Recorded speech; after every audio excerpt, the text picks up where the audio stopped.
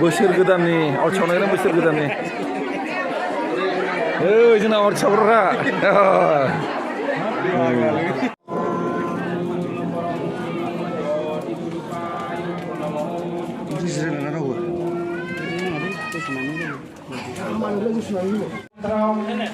बैसागोनि खेस्रि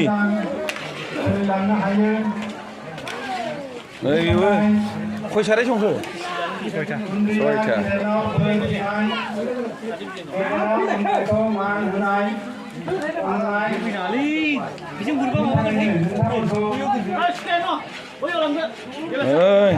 बैसागुनि खेस्रि नों संनाय बियो आदागिरा खय साराय संखो देग्लाय सय थोगोन ना बेबो मोननाय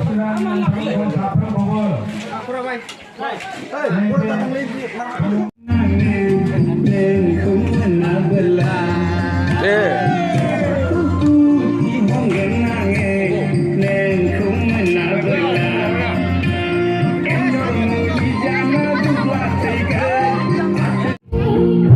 बैसागुनि खेस्रि जादों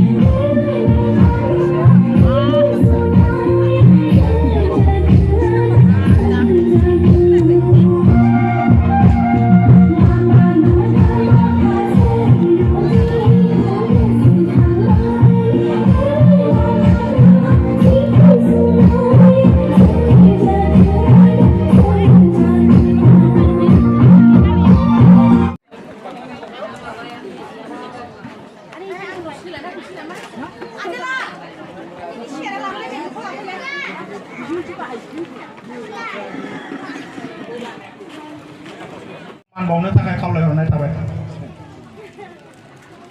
बिनि उनावहाय मानगोनां कनेन्द्रनाथ ब्रह्मखौ गावनि मानखौ गंसे साथाजों मा नामलाय रोहिणीबाला ब्रह्मनो गथायनो थाखाय खावलायबाय बिनि उनावहाय दजेन्द्रनाथ ब्रह्म दंबायो बिथाङा जौस्रां जोंनि बे मेलाव नुजाथिफैदोंब्ला बाहाय बे जौस्राङाव नुजाथिफैनो हागौ दा अजय ब्रह्मखौ खावलायहरबाय बा अजयनि हिन्जाव दङब्ला बिथांमोनखौ खावलायहरनाय थाबाय जाहाथे बाहाय फैनानै लांफैनो हायो आरो लोगोसे